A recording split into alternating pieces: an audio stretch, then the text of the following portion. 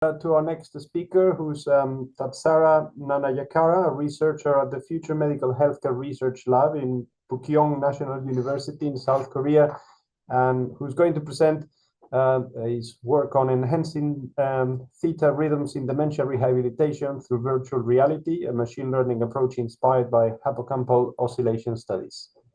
So thank you very much, and it's over to you. Okay. Daniel, hope you that clear my slides. Yes, yeah, we can see your slides. Yeah, okay, thank you. Good afternoon all. Thanks for this opportunity. So I'm Tatsara Nanayakara, currently working as a research and postgraduate student from Future Medical Healthcare Research Lab, Pukyong National University, South Korea. So it's the research works. This is not the concluded work. So this is just a starting. So this is enhancing theta rhythms in dementia rehabilitation to the virtual reality. So my supervisor is the Professor Byung Lee. He also from this same lab.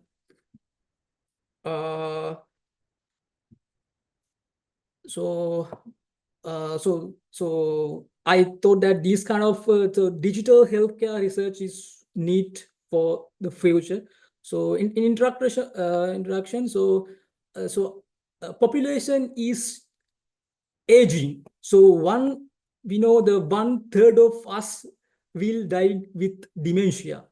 So in recent, we know that we have seen a revolutionary new treatments for some kind of cancers, HIVs, and some heart disease. But for the dementia, there was no cure. So there are some possibility. So we can able to detect and treat early signs of this disease. So our aim is to using this kind of a digital health care, the predicting dementia, it can predicting dementia before it's happened, and so aim is to improving the cognitive functions of the early stage of dementia. The early stage of dementia, so we call as MCI, mild cognitive impairment. So every year, so less than 50% of MCI patients progress to dementia. So here is this main catching points of this research. So this aim, mainly the goal of this to develop some machine learning models can accurately identify the individuals most likely to benefit from the VR interventions. So VR can potentially be used as the therapy to control the boost brain rhythms, neuroplasticity, and the neurowiring. So the problem was the virtual reality, the VR intervention enhanced the machine learning techniques and the targeting to hippocampal theta rhythms.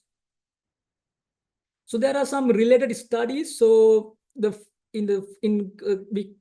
are discussing with the dementia and Alzheimer's diseases. So smart health technology is very much popular.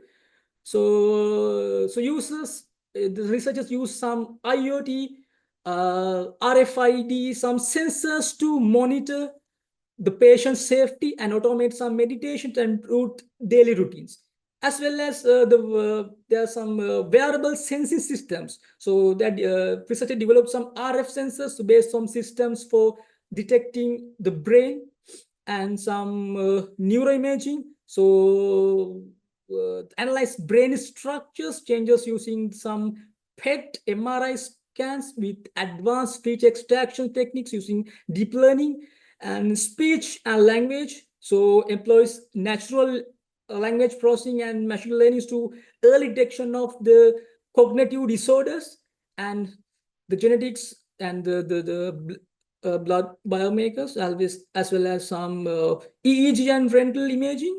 So combining with EEG and rental scans for detecting some brain abnormalities of the dementia patients, and some research about the mobile apps and some digital cognitive training, as well as some, there are very famous in social assistive robots in these days for the dementia patients, and they design some robots for elderly care, so providing as support for the dementia patients. And the drug delivery, so there are some utilizing some AI and machine learning for discovering some dementia treatments. Right. So here is some catch. VR and brain signals generated by the neurons in the brain. So there's some reference research. So they use some you can see this research. So they use some rats and some, they design some VR sets to and they put to rats to get to their results. So they mainly use the techniques called the local field potentials to record the brain electrical signals, and they focus the main two specific rhythms called the theta and eta rhythms. So they focus that these rhythms were stronger and more regular in the VR environment when compared to the real world. They found that the eta rhythms, which only appeared in the virtual reality settings. You can see these when we the results from the some wearing some virtual reality sets. So the orange color, the eta rhythms are which appeared in the mainly compared with the other settings in mainly the virtual reality settings. So additionally, they look at the how these rhythms change when the rats moving faster. So by studying the activity of different type of brain cells, they could understand how this virtual reality affects to the brain activity in the more detail. So these are the some VR interventions to dementia, some latest journal papers with the VR and combining with the dementia. So the innovative aspects and the novelty is the integration of VR and EEG, and the focus on the theta rhythms and the personalized some VR environments with the trained and ML models. So this is the main methodology proposed. So I'll explain one by one. So initially we have to recruit participants with the mild cognitive impairment, normal persons and MCI persons, and the early stage of dementia and the dementia patients. Initially we are going to cognitive assessment using some standardized tests to evaluate their cognitive functions. So there are some standardized tests like mini mental state examinations, and then MOSE and some Alzheimer's disease likewise.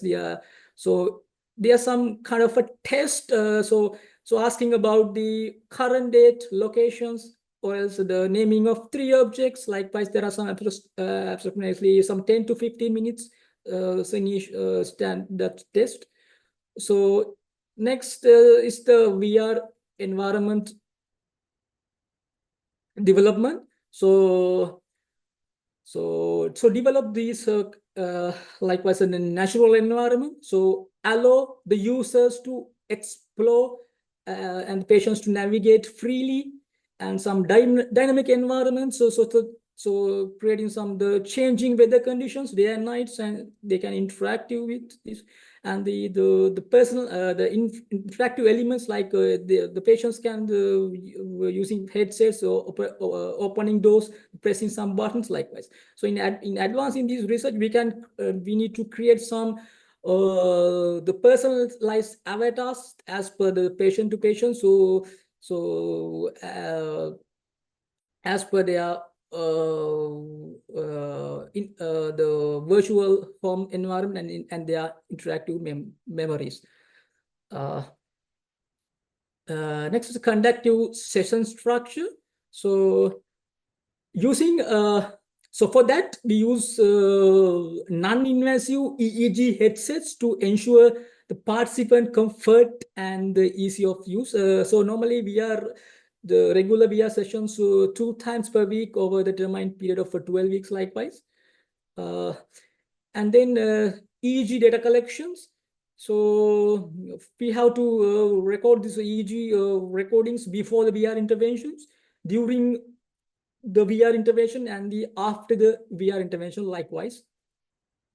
In the machine learning integration, there are mainly 2 types, the model development and the predictive model development. So in the model development phase, in 3 steps, the data preparation. So beginning with the combining EEG features and cognitive assessment scores, and then the machine learning algorithms, we have going to select some appropriate machine learning algorithms. So initially start with some simpler models to establish the baseline performance, and once they achieved, we explore the complex algorithms likewise, and the train models on the pre-intervention data, then train down the models to using the post-intervention data. And the predictive model developments. So the integration, the first step is to combine the pre-integration and the post-integration models into the single predictive model.